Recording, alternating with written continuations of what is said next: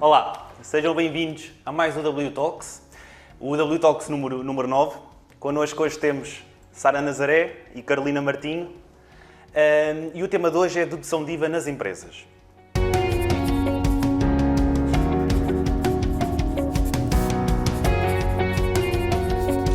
O IVA, como todos nós sabemos, é um imposto que recai sobre o consumo, ou seja, sempre que nós adquirimos um bem ou adquirimos um serviço, está sempre sujeito a esse imposto, temos sempre que pagar esse valor, digamos, a mais do serviço.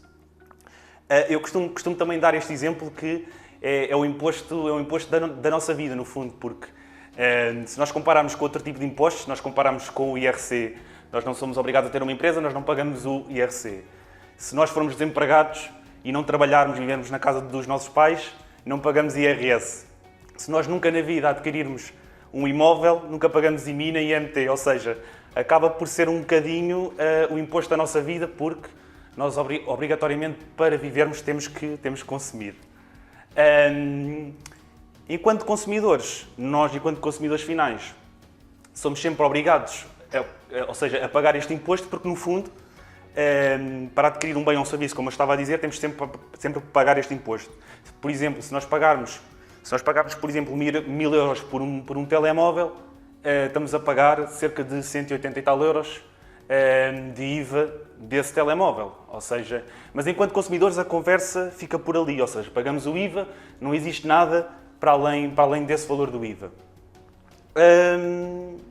Aqui, a nossa colega Carolina vai começar por dar aqui um bocadinho, vai começar por abordar aqui a temática do IVA em relação a aqui toda esta temática. Não vamos entrar aqui em grandes exclusões nem isenções. Vamos falar sobretudo de uma empresa dita normal, num regime normal de IVA e que basicamente vamos falar sobre todas aquelas implicações que abrange uma empresa, digamos, no regime geral. Carolina, queres começar por falar um bocadinho sobre esse tema? O Walter quer dizer com isto que quando estamos perante uma empresa, o cenário funciona um bocadinho diferente. Ou seja, na esfera empresarial, o IVA funciona como uma espécie de conta corrente, onde não é mais do que a diferença entre o IVA que liquidamos na venda ou na prestação de serviços e o IVA que deduzimos na aquisição de bens ou serviços. Na prática, e salvo algumas exceções, sempre que uma empresa vende um bem ou um serviço, esta cobra ao seu consumidor o IVA. A priori, ela tinha de entregar este valor todo ao Estado. No entanto, existe a possibilidade de deduzir o IVA sempre que adquirimos um bem ou prestamos um serviço. Portanto, resumidamente, o IVA será, no fundo, a diferença entre o IVA que liquidamos nas vendas e o IVA que deduzimos nas compras. Portanto, quer seja mensalmente ou trimestralmente, a empresa terá de entregar esta diferença ao Estado. Vejamos então um exemplo. Uma empresa fatura num determinado mês um valor de 18.450 euros, cobrando um IVA de 3.450. Neste mesmo mês, ela deduz um total de IVA de 1.250. Então, o que é que ela tem que entregar ao Estado? Ela, na prática, terá de entregar a diferença entre os 3.450 e os 1.200. Portanto, será no valor de 2.200 euros que ela terá de entregar aos cofres do Estado.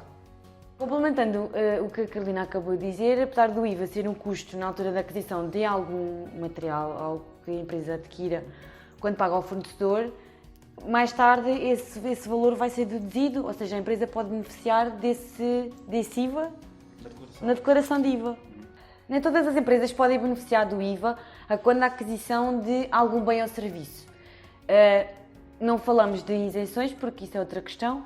No entanto, cada empresa é uma empresa e mesmo havendo alguns serviços que são afetos à atividade, não se pode, existem algumas exceções, algumas exclusões que não podemos deduzir, como estacionamentos, ou a gasolina, Hotéis, restauração. ou a restauração, hotéis, etc.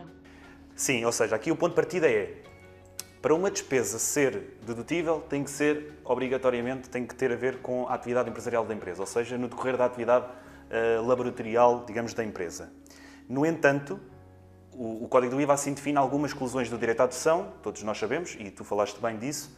Ou seja, o que é que isto significa? Significa que, mesmo no âmbito da atividade profissional, ou seja, no âmbito da atividade empresarial, pode ocorrer, digamos, operações em que esse IVA não é dedutível. Eu costumo dar este exemplo e certamente vocês já devem ter deparado com alguma empresa que é, por exemplo, imaginemos que eu tenho uma loja de informática. Essa loja de informática, como já temos apanhado alguns casos, compra e vende e presta serviços de informática.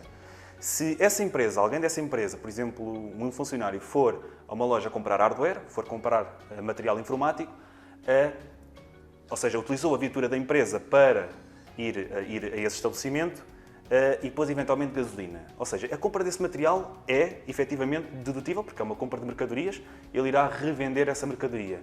No entanto, a gasolina, apesar de no trajeto, digamos, esse custo de ser para a atividade empresarial, esse IVA da gasolina não é dedutível. Ou seja, aqui temos as duas vertentes. Apesar de ser no âmbito da atividade profissional, quando digo profissional é empresarial, no decorrer da atividade, esse IVA pode ou não ser dedutível consoante essa listagem que existe das exclusões do direito à dedução. Ou seja, temos de ter aqui sempre algum cuidado, nem todas as despesas no âmbito da atividade pode ir na declaração periódica do IVA e, consequentemente, ser deduzido esse IVA. Ter esse cuidado. Para além daquilo que o Walter referiu agora, que está totalmente certo, existe aqui a questão do delay temporal entre a altura que nós adquirimos um bem ou um serviço e o momento em que nós efetivamente deduzimos o IVA deste mesmo serviço. Ou seja, quando nós adquirimos um bem, nós temos necessariamente, enquanto empresa ou até mesmo enquanto pessoa individual, de pagar o IVA ao fornecedor. No entanto, nós apenas deduzimos o IVA, ou seja, apenas entregamos a declaração periódica de IVA 2 meses após a prestação de serviço. Esta situação pode criar um senão. Porquê? Porque apesar deste IVA ser dedutível, principalmente para pequenas empresas, pode criar problemas de tesouraria, porque nós acabamos por pagar um bocadinho mais, acabamos por pagar este IVA a priori e apenas 2 meses após é que poderemos efetivamente recebê-lo. Complementando um bocadinho aquilo que a Carolina acabou de referir, o IVA na altura em que é pago, na realidade é um benefício que não é sentido, porque apenas é deduzido 2 meses depois, a quando a entrega da declaração da empresa. Sim, até inclusive em alguns casos, fazendo um exemplo de se a aquisição for feita em janeiro, a declaração de IVA é só entregue em maio. Ou seja, o IVA a pagar, essa aquisição feita em janeiro, só se vai sentir eventualmente em maio, quando for entregue, que é quando vai sair o documento de pagamento do IVA. E apenas se sente, mas é deduzido ao IVA que liquidamos. Portanto, não é um benefício que seja Ou seja, para além de ter essa vertente... recebido. Exatamente, ou seja, nunca é, ou seja, é apenas abatido. A questão de que estavas a dizer de que não se sente é nesse sentido de é apenas abatido, ou seja, em vez de pagar 1000, paga 800, ou seja, não é não é valor que tu recebas efetivamente. Não recebes o valor, pronto. Sim. É apenas deduzido. É apenas deduzido, exatamente. Outro ponto que eu queria trazer aqui para cima da mesa, não, porque não existe de facto aqui nenhuma mesa, mas um ponto aqui para a nossa discussão é o ponto dos custos sobreavaliados. Ou seja, quando nós apresentamos um relatório mensal ou trimestral a um cliente, nós deparamos algumas vezes com algumas divergências de valores, como já aconteceu também, e nós explicamos isso ao cliente, obviamente. E aqui a questão que eu queria trazer era, por exemplo, quando um cliente nos diz que fez um investimento no valor de 50 mil euros, muitas das vezes o cliente em si está a falar no valor total de faturas, ou seja, não está a contemplar a questão do IVA, que no fundo o custo do investimento foi apenas de 40 mil. Porquê? Porque 20%, os 10 mil euros, é apenas só de IVA. Ou seja, cria aqui uma grande divergência às vezes de valores entre, digamos, a nossa apresentação de resultados a nível contabilístico, que para qualquer dos efeitos é isso que conta mesmo para a comunicação com a AT. Existe sempre aqui esta divergência porque eu fiz 50 mil euros de investimento, mas só estão aqui 40. Pois, mas as pessoas esquecem-se muitas das vezes desta incidência do IVA. Pronto. E isto realmente às vezes é um fator dissuador até para esta questão da apresentação de resultados e que define muitas das vezes depois, posteriormente, a questão do fecho do ano, pode ou não, consoante os valores. Estivemos a falar de um investimento de 50 mil euros ou estivemos a falar de um investimento de 200 mil euros. Eu estava lá a falar de se for a aquisição de diversos materiais de equipamento, mas se for, por exemplo, um investimento num estúdio, um investimento mesmo numa coisa mesmo mais à séria, estamos a falar para valores muito mais avultados. E é seriamente um problema que nós vemos na questão da apresentação dos resultados. O que queres dizer com isto é que, no fundo, a comunicação entre o contabilista e o cliente é fundamental, quer seja em termos de compreensão, quer seja até mesmo nas faturas em si. Porquê? Porque muitas vezes o contabilista não sabe a que se deve aquela fatura, o que é que efetivamente corresponde, a finalidade. E isso é crucial para saber se deve deduzir ou não o IVA. Por vezes, a falta de comunicação que existe aqui pode gerar tributações autónomas desnecessárias. Ou seja, ainda falta um bocadinho para o Natal, mas é normal fazer jantares de Natal entre colaboradores.